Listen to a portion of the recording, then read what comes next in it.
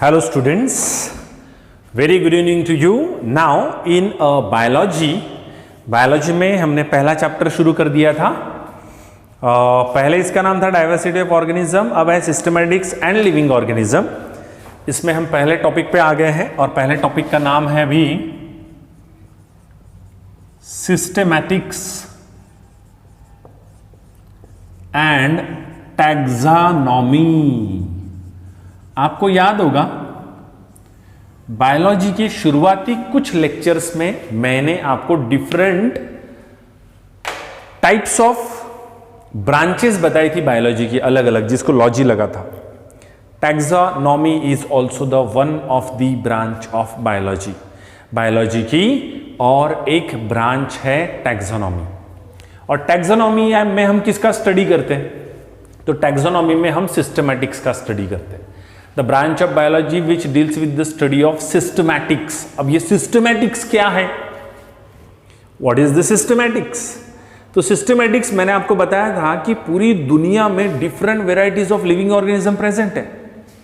अब ये different varieties of living organism का स्टडी अगर मेरे को एक सिस्टमैटिक तरीके से करना है, जैसे स्कूल जो चलती है वो एक सिस्टम से चलती है कि भाई हर क्लास के बच्चे अलग अलग क्लास में, हर सब्जेक्ट का पीरियड अलग अलग होता है, एक सिस्टम बनाया हुआ है, सिस्टम से चलती है. वैसे ही बायोलॉजी में स्टडी करते समय हमको एक पर्टिकुलर सिस्टमैटिक या कुछ बातों को ध्यान में रखकर उसका स्टडी किया जाता है. जैसे कि वी डिड द और we are doing the study of living organism on the basis of their similarity and dissimilarity, कि लिविंग ऑर्गेनिज्म में क्या समानता है और क्या असमानता है. जो सरीके होंगे उनको एक ग्रुप में रखेंगे और जिनके कैरेक्टर डिफरेंट होंगे उनको अलग अलग ग्रुप में रखेंगे.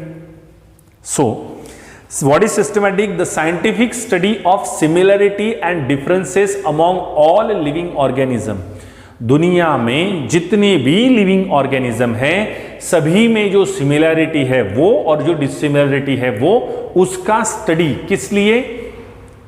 और ये स्टडी करते समय इंक्लूडिंग देयर कलेक्शन, उनको एनवायरनमेंट से कलेक्ट करना, देयर ऑब्जर्वेशन, कलेक्ट करके उनको ऑब्जर्व करना, देयर आइडेंटिफिकेशन, फिर उनको उनकी कितनी पहचान बनाना, देयर नॉमेनक्लेचर. जब आप पैदा होते हैं तो पहले तो देखा जाता है ना, ये लड़का है लड़की है, बराबर है, लड़का लड़की, फिर आपका नामकरण होता है और फिर बाकी आपकी प्रोसेस होती है.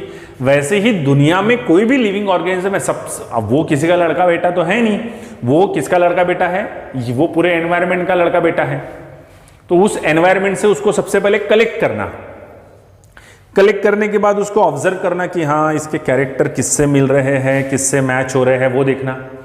ऑब्जर्व करने के बाद हम उसको पहचान लेंगे, आइडेंटिफाई कर लेंगे कि भैया ये कार्निवोरस है कि हर्बिवोरस है, ये एक्वेटिक है कि टेरेस्ट्रियल है, ये पॉइजनस है कि नॉन पॉइजनस है. पहचान लेंगे, उसको आइडेंटिफाई कर लेंगे और फिर आइडेंटिफाई करके हम उसको एक नाम देंगे. यानी पहली प्रोसेस होती है कलेक्शन की, दूसरी प्रोसेस होती है ऑब्जर्वेशन की, तीसरी प्रोसेस होती है आइडेंटिफिकेशन की, चौथी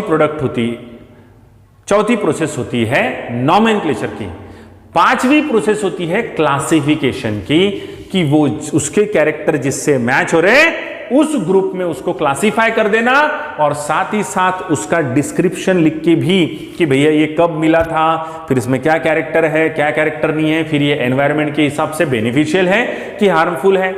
आप घर पे शेर पाल सकते हैं क्या? सांप पाल सकते हैं, कुत्ता पाल सकते हैं, सांप पाल सकते हैं क्या? नहीं पाल सकते. क्यों? क्योंकि हमको सांप का बिहेवियर पता है, भैया काट सकता है, किसी को भी कुछ भी कर सकता है. अब पालने वाले पालते हैं लेकिन फिर उनको उस तरीके का ट्रेनिंग भी होता है और उनको उस तरीके की समझ भी होती है. हमको तो नहीं पता घर में सांप को कैसे पाला जाता है. हैव यू गॉट इट और नॉट? शेर को कैसे पाला जाता है ये हमको नहीं पता हो, तो हमको तो ऐसा लगता है कि वो हमको खा डालेगा करके, और गलत भी नहीं है, ये 90% लोगों को लगता है. सो what is systematics? The scientific study of similarity and differences among the living organism, including their collection, observation, identification, nomenclature, classification and description. और इसी को systematics बोलते हैं. समझ में आया? So how can we define? हम कैसे डिफाइन करेंगे सिस्टमैटिक्स को क्या डेफिनेशन लिखेंगे? The scientific study of what? किसका study? Similarity and differences among all living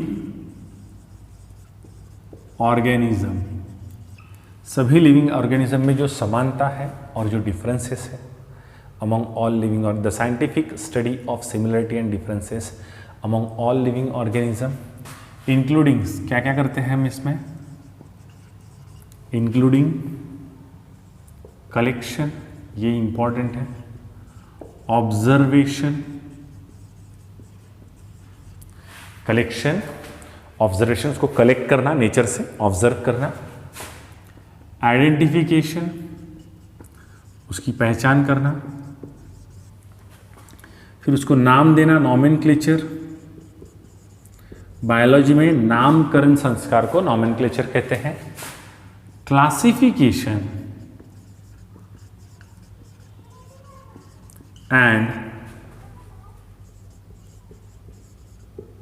description. Classification and description of all living organism. सभी लिविंग ऑर्गेनिज्म का इसमें कलेक्शन किया जाता है, ऑब्जर्वेशन किया जाता है। अब ये जो 6 वर्ड मैंने बताया आपको, collection, observation, identification, nomenclature, classification and description, ये अगर आपको याद रखना है तो एक वर्ड आप लोग याद रखिए, कोइंसिडी। ये वर्ड अगर आप याद रखेंगे तो ये सभी, क्योंकि आपने अगर गलती से कलेक्शन की जगह पहले क्लासिफिकेशन लिख दिया और फिर कलेक्शन लिख दिया, खत्म। ये स्टेप वाइज वैसे ही आना चाहिए। सबसे पहले तो आप एनवायरनमेंट से कलेक्ट करेंगे ना, फिर उसको ऑब्जर्व करेंगे, फिर उसको आइडेंटिफाई करेंगे कि पहले क्लासिफिकेशन करेंगे और लास्ट में फिर कलेक्ट करेंगे। क्या समझ रहा है? तो इस सीक्वेंस प्रॉपर होना चाहिए। It is called as systematics. इसको क्या बोलते हैं? इसी को बोलते हैं called as systematics।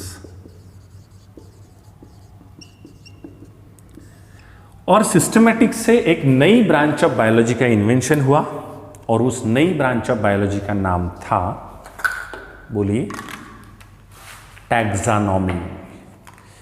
क्या नाम था? Taxonomy. How can we define the taxonomy? Taxonomy को कैसे डिफाइन करेंगे?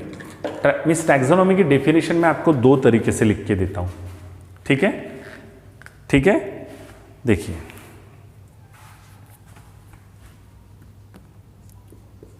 टैक्सोनॉमी ये ब्रांच है बायोलॉजी की, है ना? सो हम इसकी डेफिनेशन लिख सकते हैं, the branch of biology, the branch of biology which deals with the study of, जिसमें हम किस बात का स्टडी करते हैं, किसका काम करते हैं? Collection, observation, identification, nomenclature, classification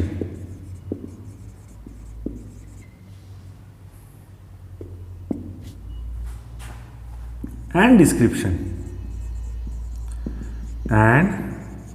description of living organism called as taxonomy. अच्छा, और ये सब जो मैंने लिखा वो खुद क्या है? ये सब सिस्टमैटिक्स है। तो simply we can say that, दूसरी डेफिनेशन हम ऐसे लिख सकते हैं, the branch of biology which deals with the study of systematics. Biology की ऐसी ब्रांच जिसमें हम सिस्टमैटिक्स करते हैं, यानी सिस्टमैटिक तरीके से स्टडी करते हैं, collection, observation, identification, nomenclature, classification, description, it is called as taxonomy. इसी को क्या कहते हैं? टैक्सोनॉमी। यानी जो चीजें सिस्टमैटिक्स में हो रही हैं उनका स्टडी करने की जो प्रोसेस है उसे टैक्सोनॉमी कहते हैं। उसे क्या कहते हैं? टैक्सोनॉमी। अब ये टैक्सोनॉमी करने के पीछे का उद्देश्य क्या है? क्यों करना है हमको टैक्सोनॉमी? हमको टैक्सोनॉमी इसलिए करना है क्योंकि पूरी दुनिया में इतने वैरायटीज ऑफ लिविंग ऑर्गेनिज्म है और इन सभी लिविंग ऑर्गेनिज्म के बारे में अगर मुझे समझना है, इनका बायोलॉजिकल बिहेवियर देखना है,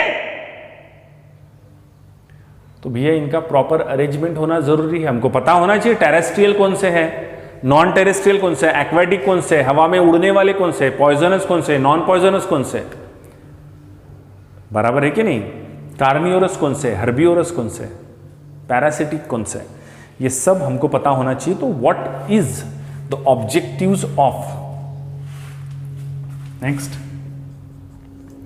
ऑब्जेक्टिव्स ऑफ सिस्टेमैटिक्स। ऑब्जेक्टिव्स यानी कि एम, क्या उद्देश्य था सिस्टेमैटिक्स करने के पीछे का, क्या उद्देश्य था, उससे हमको क्या पता चलने वाला था। तो पहला, टू नो, पहला उद्देश्य था कि to know the variation among various kinds of plants, to know variation among various kinds of plants or living organism also we can say on the earth,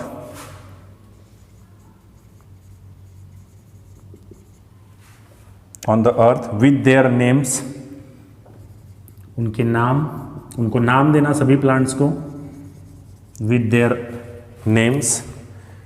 affinity, affinity शब्द का meaning मुझे पूछेंगे बाद में, इसलिए पहले बता दूं। एफिनिटी यानी एबिलिटी टू सर्वाइव। हर प्लांट के लिए अलग अलग क्लाइमेटिक कंडीशंस होती है, अलग अलग वेदर्स होते हैं, तो उसकी जो एबिलिटी होती है अपने आप को उस एनवायरनमेंट में सर्वाइव करवा के लेने की, अपनी लाइफ सर्वाइव करने की, उसे एफिनिटी कहते हैं।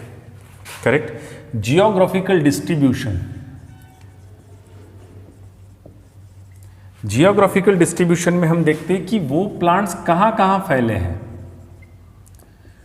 क्या वो प्लांट सभी जगह मिलते हैं, या सिर्फ प्लांट में, या सिर्फ पानी के अंदर मिलते हैं, या सिर्फ जमीन के ऊपर मिलते हैं, वो उसकी जियोग्राफिकल डिस्ट्रीब्यूशन। हैबिट्स, उनमें क्या हैबिट्स हैं, अच्छे कैरेक्टर्स, करेक्ट, कैरेक्टरिस्टिक्स, उनमें क्या गुण विशेषताएं। जैसे हमको पता है भैया तुलसी के झाड़ में बहुत बड़ा गुण है, तो ऐसे हर प्लांट में कुछ न कुछ अच्छे कैरेक्टर, बुरे कैरेक्टर होंगे, वो characteristics. And they are economical important, and they are economical important, यानी क्या हम उससे पैसा कमा सकते हैं, इकोनॉमी, क्या हम उससे पैसा कमा सकते हैं। चंदन के लकड़ियों के पैसे मिलते हैं, बाकी के लकड़ियों के नहीं मिलते। सागवान के बहुत महंगे मिलते हैं, शीशम के बहुत महंगे मिलते हैं। तो कुछ प्लांट का अलग अलग, कुछ प्लांट्स खाने के लिए यूज होते हैं, कुछ प्लांट औषधि में यूज होते हैं, तो उसका भैया इकोनॉमिकल इंपॉर्टेंस क्या है वो भी हमको समझेगा। ये उद्देश्य था कि to know the variations of among various kinds of plant. पूरी पृथ्वी पर बहुत सारे अलग अलग प्रकार के प्लांट है, उसके क्या फायदे हैं, क्या रोल है, कहाँ मिलते हैं, कहाँ नहीं मिलते हैं, क्या स्ट्रक्चर है, उनके बॉडी का क्या फंक्शन है, उनका कंप्लीट स्टडी जानने के लिए हम सिस्टमैटिक्स कर रहे हैं। इसके अलावा दूसरा, to have reference system.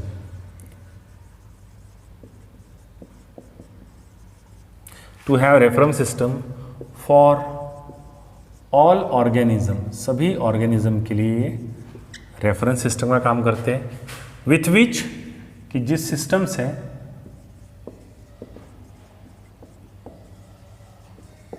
Scientist can work. अब मुझे बताइए, अगर इन लिविंग ऑर्गेनिज्म का हम पूरा डिटेल लिख के रखे, उनका ऑब्जर्वेशन में क्या कैरेक्टर मिले, क्या आइडेंटिफाई हुआ, क्या नाम है, और वो हमने लिख कर रख दिया। आप जो आज ये पढ़ाई कर रहे हैं, ये पढ़ाई क्या पिछले साल किसी ने डिस्कवर किए क्या? 100 साल 150 साल पहले साइंटिस्ट लोगों ने जो रिसर्च की, उसका जो आउटपुट है वो लिखा हुआ। अच्छा, उसमें से तो आधे से ज्यादा मर गए, तो उन्होंने जो नॉलेज बना के गया वो आज के टीचर के लिए, आज के साइंटिस्ट के लिए, आज के जनरेशन के लिए रेफरेंस का काम करता है। उसी का इस्तेमाल करके तो हम आगे बढ़ते हैं ना। तो जो भी नॉलेज बनाया जाएगा, to have reference system for all living organism, जो भी नॉलेज बनेगा वो सभी लिविंग ऑर्गेनिज्म के लिए रेफरेंस का काम रहेगा। और ये डाटा यूज करके साइंटिस्ट लोग अपना वर्क कर सकते हैं, अपना काम आगे बढ़ा सकते हैं। वायरस के बारे में बहुत पहले ही बता दिया था। अब क्या साइंटिस्ट वायरस क्या है ये ढूंढते बैठे क्या? नहीं, वो तो बहुत पहले डिस्कवर हो गया। अब उसको नष्ट कैसे करना है उसको ढूंढ रहे हैं। समझ रहा है? तो that is the reference system to know the manifold diversity between the organism, to know manifold diversity. कि भैया डाइवर्सिटी का मतलब होता है वेरिएशंस, विविधता, ठीक है। मैनिफोल्ड डाइवर्सिटी बिटवीन ऑर्गेनिज्म, की हर ऑर्गेनिज्म एक दूसरे से किस तरीके से कोरिलेटेड है। भैया हम कैसे जुड़े हुए हैं गाय से, गाय हमसे कैसे जुड़ी हुई है, हम पेड़ों से कैसे जुड़े हुए हैं, पेड़ हमसे कैसे जुड़े हुए हैं, हम एक दूसरे के ऊपर कैसे डिपेंड है, that is the manifold diversity. और अलग भी कैसे है, विविध कैसे है, यानी क्या क्या यानी विविधताएं हैं वो सब। And their phylogenic and their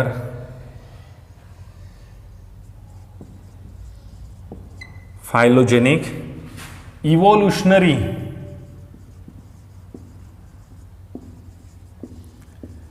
relationship। अब ये फाइलोजेनिक रिवॉल्यूशन यानी इवोल्यूशनरी रिलेशनशिप क्या है? पहले का इंसान कैसा था? बहुत पहले का बंदर था, पेड़ों पर रहता था, झुककर चलता था, पूंछ थी, कपड़े नहीं पहनता था। धीरे धीरे इंसान का मेंटल डेवलपमेंट होते गया, कपड़े का शोध लगा, खेती का शोध लगा, आग का शोध लगा। तो ये सब जो स्टडी हम करते हैं इससे हमको ये भी पता चलता है ना कि भी पहले का आदमी कैसा था, उसमें क्या डेवलपमेंट स्टेजेस हुए, आज का आदमी कैसा है। दैट ऑल यानी मैनिफोल्ड डाइवर्सिटी यानी हर ऑर्गेनिज्म एक दूसरे से फंक्शनली कैसा जुड़ा हुआ है वो, साथ ही साथ वो पहले कैसा था और आज कैसा है, इसके बीच का रिलेशन हम समझ सकते हैं सिस्टमैटिक से कि भी पहले कैसा था ह्यूमन बीइंग, आज कैसा है। समझ में आ रहा है? पहले शरीर पे बहुत ज्यादा बाल थे, अब नहीं है ना, बराबर है। अब इंसान घर में रहने लगा है, पहले जंगल में रहता था इसलिए स्किन हार्ड थी, बाद में उसमें चेंजेस होते गए। वो क्या चेंजेस हुए, वो क्या इवोल्यूशन हुआ, पहले के ऑर्गेनिज्म में जो एप्स थे हमारे पूर्वज थे उनमें और आज का जो ह्यूमन बीइंग है उसमें क्या रिलेशन है। और ऐसा सिर्फ ह्यूमन बीइंग के साथ नहीं, सभी जीवों के साथ, ये पहले कैसे थे अभी कैसे है, क्या बदलाव होते जा रहे हैं, दैट वी कैन अंडरस्टैंड। और साथ ही साथ इस पूरे प्रोसेस में एक चीज अच्छी हो जाएगी, टू अनसर्टन नॉमेनक्लेचर, यानी सभी लिविंग ऑर्गेनिज्म को एक नाम देते आएगा। अब अगर मैं आम को आम का पेड़ बोल रहा हूं तो आपके सामने कोई कांटे वाला पेड़ थोड़ी आ रहा होगा, क्योंकि आपने आम का पेड़ देखा है, क्योंकि साइंटिस्ट लोगों ने उसको पहले नाम देके रखा हुआ है, Mangifera indica lean, this is the scientific name of mango tree. ऐसे सभी प्लांट के अलग अलग नाम हैं, अलग अलग नाम दिए गए हैं। हमको पहले से पता रहते हैं क्या? ये सब डिस्कवरियां बहुत पहले हो चुकी है, तो ये सब बायोलॉजी में हो चुका है, तभी तो हम इसको आज यूज करते हैं ना, तभी तो हम इसको आज गेन करते हैं, समझते हैं और आगे बढ़ते हैं। तो सभी लिविंग ऑर्गेनिज्म को एक नाम दिया हुआ है। अगर हमारे सामने शेर आ जाएगा तो हम उसको कुत्ता थोड़ी बोलेंगे, शेर ही बोलेंगे, क्योंकि हमने देखा है शेर कैसा रहता है करके। और ये सब स्टडी पहले के लाइफ में और पहले की किताबों में, पहले के स्टैंडर्ड में हमने पढ़ा हुआ है, और क्योंकि ये पहले के साइंटिस्ट लोगों ने ढूंढ के रखी हुई ये चीजें आज हमारे काम आ रही है, ये फायदा हुआ है। ये था ऑब्जेक्टिव सिस्टमैटिक्स का। समझ में आ रहा है? समझ में आ रहा है? So this is all about the systematics and taxonomy. क्या था सिस्टमैटिक्स? सिस्टमैटिक ये एक साइंटिफिक स्टडीज है जिसमें सिमिलरिटी और डिफरेंसेस पढ़ते हैं हम between the living organism, including उस लिविंग ऑर्गेनिज्म को कैसे कलेक्ट किया गया, उसको ऑब्जर्व किया गया, उसमें क्या आइडेंटिफाई किया गया, अकॉर्डिंग टू दैट उसको क्या नाम दिया गया, नाम देके उसको उसके कैरेक्टर जिससे मैच हो रहे हैं उस ग्रुप में। जैसे दुकान में अलग अलग शेल्फ होते हैं ना, 7वीं की किताब का एक शेल्फ, 8वीं की किताब का एक शेल्फ, चलते 12वीं किताब का एक शेल्फ, तो उसके कैरेक्टर जिससे मैच हो रहे, जो मैंने चुना उसके कैरेक्टर जिससे मैच हो रहे उस ग्रुप में उसको रख दिया। अच्छा वो एक्वेटिक है क्या, तो एक्वेटिक के उसको रैक में रख दिया। टेरेस्ट्रियल है क्या, टेरेस्ट्रियल के रैक में रख दिया। तो जिससे कैरेक्टर मैच है उसमें उसको रख देंगे, और साथ ही साथ उसका डिस्क्रिप्शन लिख के रखेंगे ताकि आगे चल के अगर कोई साइंटिस्ट आता है और वो नॉलेज पढ़ता है तो उसके आगे का स्टडी करे, ना कि फिर से पीछे का स्टडी करता बैठे। समझ में आ रहा है? तो ये हुआ। और इसी सिस्टमैटिक्स का स्टडी जिस ब्रांच ऑफ बायोलॉजी में होता है उसको टैक्सोनॉमी बोलते हैं। टैक्सोनॉमी के कुछ उद्देश्य थे, कुछ बातों को ध्यान में रखकर टैक्सोनॉमी की गई थी कि हमको बहुत सारा नॉलेज मिलेगा, हमको ये पता चलेगा कि भी प्लांट्स में कौन से प्लांट्स फायदे के हैं, कौन से प्लांट्स औषधि प्लांट्स है, कौन से प्लांट्स खाने वाले प्लांट्स हैं, कौन से पॉइजनस है, उनकी एफिनिटी क्या है, वो कैसे सर्वाइव करते हैं, उनका जियोग्राफिकल डिस्ट्रीब्यूशन क्या है, वो पूरी दुनिया में कहाँ कहाँ फैले हुए हैं, उनकी हैबिट्स क्या है, उनकी कैरेक्टरिस्टिक्स क्या है, उनका इकोनॉमिकल इंपॉर्टेंस क्या है, ये सब हम समझते हैं। और अगर ये सब डाटा हम निकाल लेंगे तो ये आने वाली पीढ़ी के लिए एक रेफरेंस का काम करेगा जिससे साइंटिस्ट लोग काम कर सकते हैं। इतना ही नहीं, उनमें क्या हम एक दूसरे से कैसे फंक्शनली रिलेटेड है, प्लांट सभी एनिमल एक दूसरे से कैसे जुड़े हैं, वो रिलेशनशिप हम पहले कैसे थे, that is phylogenic evolutionary relationship की पहले कैसे थे, आज कैसे है, क्या बदलाव हुआ, क्या चेंज हुए, वो हम समझ सकते हैं। अनसर्टन, जैसे मोबाइल अपडेट होता है ना, पहले 1G वाला, फिर 2G, फिर 3G, फिर 4G, वैसे ही सॉफ्टवेयर पहले 1 रैम वाला, फिर 2GB रैम वाला, फिर 4GB रैम वाला, 6GB रैम वाला मंगने के लिए गया था, अभी बोल रहा था भैया 8GB रैम भी आ चुका है, आप ले जाइए। सो ये अपडेट होता है। तो हम भी अपडेट हुए हैं, पहले कैसे थे, अभी कैसे है, आगे कैसे रहेंगे। आप समझ रहे मैं क्या बोल रहा हूं? सो ये हमको बायोलॉजी में सीखने के लिए मिला है। इसके आगे का पार्ट क्लासिफिकेशन। अब हम देखेंगे कि किस तरीके से क्लासिफिकेशन किया गया सिस्टमैटिक्स में लिविंग ऑर्गेनिज्म का, वो हमारा नेक्स्ट टॉपिक रहेगा। स्क्रीनशॉट लिखकर थ्योरी लिख लीजिए और थ्योरी को पढ़ते जाइए। मैं जब आपको मीनिंग बताता हूं उसी समय नोट डाउन करके रखते जाइए। दैट्स ऑल देवियों और सज्जनों।